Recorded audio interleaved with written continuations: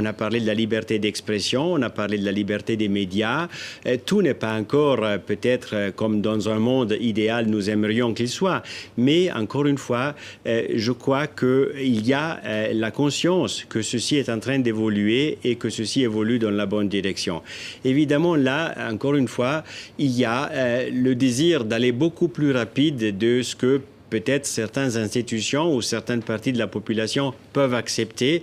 Et là, c'est toute la difficulté de la démocratie.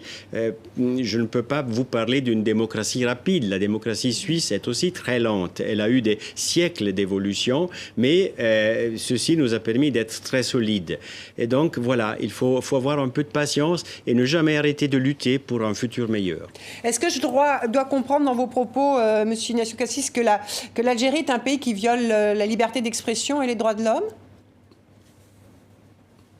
Ben, c'est la critique qu'on fait tout le temps à l'Algérie et c'est pour ça qu'on en a parlé aussi avec le Premier ministre et avec le ministre des Affaires étrangères. Et là, je crois qu'il y a eu la possibilité d'avoir un colloque franc en Corse, justement, sur des personnes comme votre collaborateur qui ont été après libérés grâce à la grâce présidentielle.